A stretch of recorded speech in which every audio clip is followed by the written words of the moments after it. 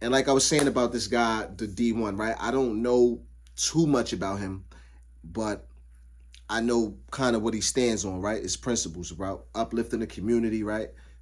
Giving God the glory, moving righteous, right? Through wisdom and how trying to uplift the community through the love of God, through the knowledge of God, and things like that, positive things, right? So I can respect that, even though I'm not a Christian. You know what I mean? I do believe in the Most High.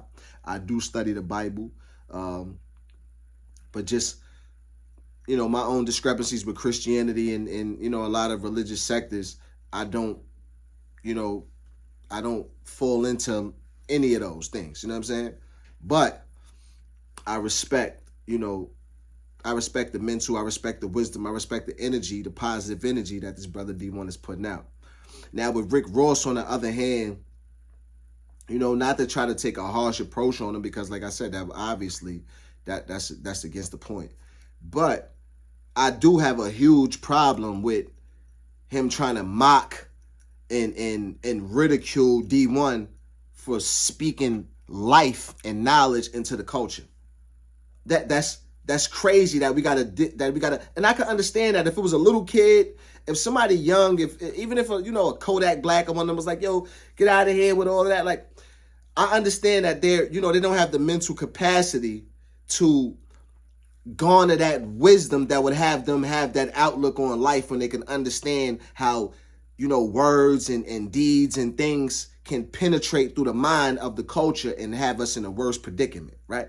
So I understand that they don't understand. But a 50-year-old man like Rick Ross,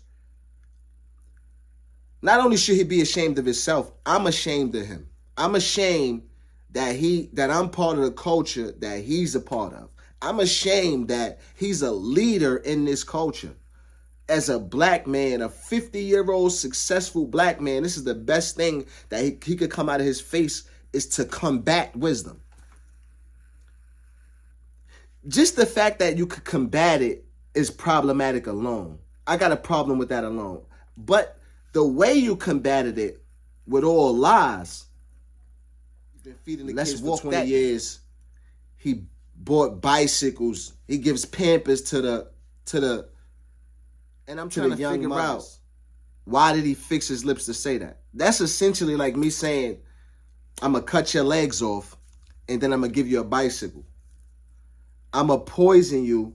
I'm going to promote death and destruction through the community, but then I'm going to give the young mothers who fall victim to the men getting killed in the street. Now they got to raise the baby by themselves, or just the men that's following him that's trying to be players and not trying to be men and try to stand up and hold down their responsibilities. So let's understand this, that he wants to put a gun in their hand and then he wants to give you Pampers. So that should even it out. That makes no sense, man. Even Meek Mill's response, right? When you said, this is basically, Meek Mill's response was like, this is kind of how I got here and got to my platform, basically saying like, I don't, act as if to become as if, and he don't know, what more else to do. Wow, that's not agreeable. That's understandable. And it passes the eye test because I know, I'm familiar, through my days with the Smack DVDs. Obviously I'm familiar with Rick Ross and I'm familiar with Meek Mill. And I know, guys from my neighborhood in Queens that run with Meek Mill. Seen Meek Mill. Meek Mill's been in Queens. Meek Mill is in touch with the trenches, right? So now, even though he was wrong about this, we can understand that things we go through and we see, him constantly on this fight, so we can understand that. We can say like, listen, brother, you wrong. You need to fix that, and you need to be accountable for if you did something wrong. Be a man. That's a big part of being a man. You wrong and somebody called you out on something wrong, especially if it's about love and something for the culture to benefit the culture. You can't be that big where you only care about yourself, where you'll just say, yeah, I did something wrong for the culture, but fuck you anyway. This is what Rick Ross said, and the thing about it is, he's not that street guy. Like, this is the same guy who took an oath to protect and serve. Man, this man put a badge on his chest and he put the khaki pants on and a super crease shirt, and he went to war for the establishment. He was a soldier for the establishment against us, right? So we understand what somebody is willing to do to be a part of the circus, what somebody's willing to do to be accepted, what somebody's willing to compromise, right, in order for them to be exalted, for them to be paid a couple dollars and looked at a certain way. He even says the guy D1 is not known for anything talent-wise. The man is known for love in his heart. Well, the 5 people know him for a loving man and being an uplifting part of his culture, doing godly work, doing good work, than 100 ignorant little kids that look up to you because you are in a celebrity space. And, kids that come from the bottom and have nothing, limited vision, they look at that and see that as an accomplishment. They see that as a sign of achievement. When grown folks know, and wise men know that you offer no substance to the community in your position.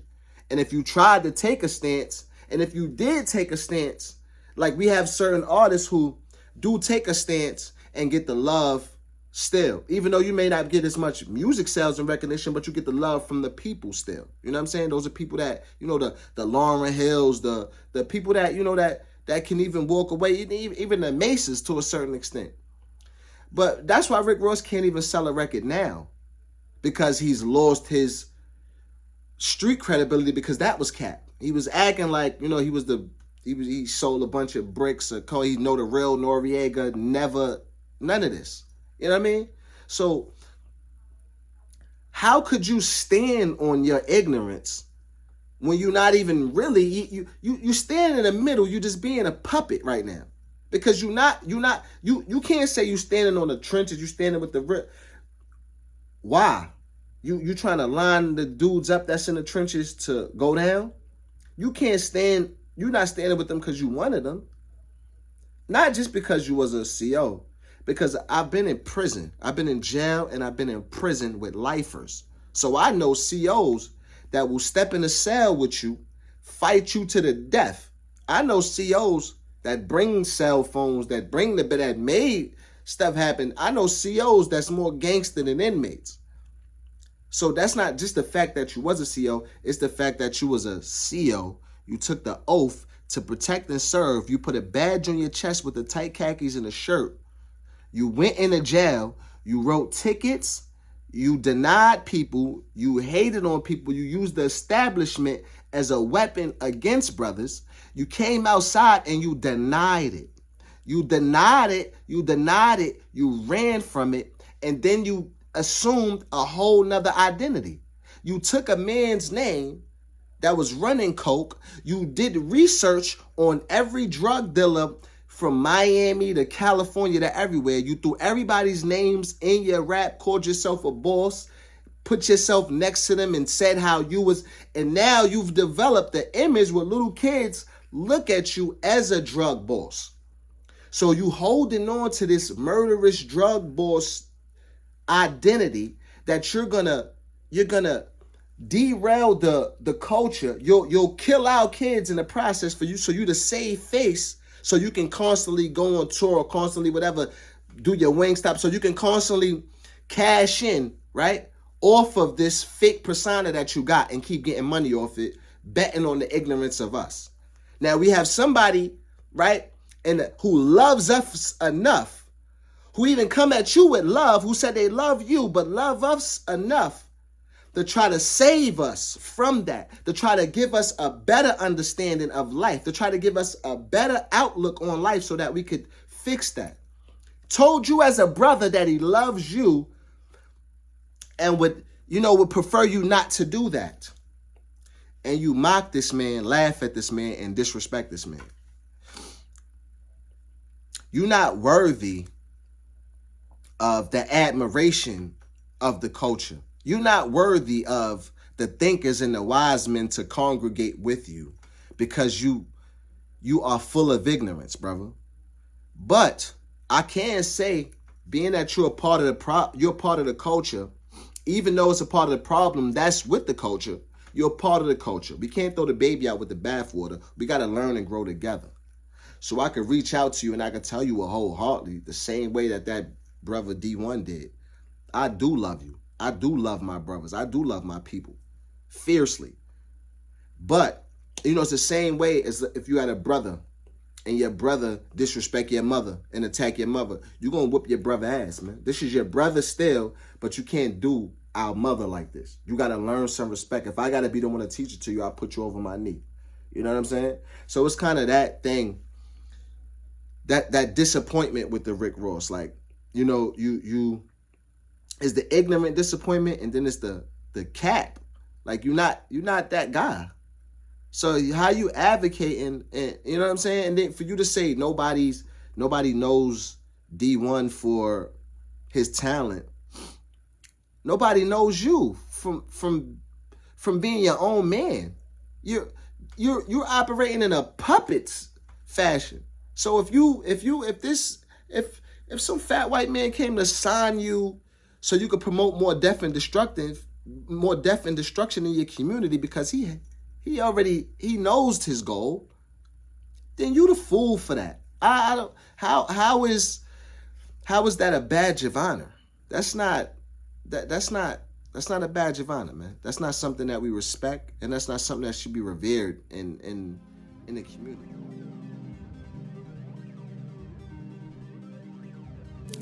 Cold beats. I don't do the he said. I don't care what she said. I don't even see the bed. I'ma sleep when I'm dead. Less tea, more bread. Less tea, more bread. Less tea, more bread. Show me the money instead.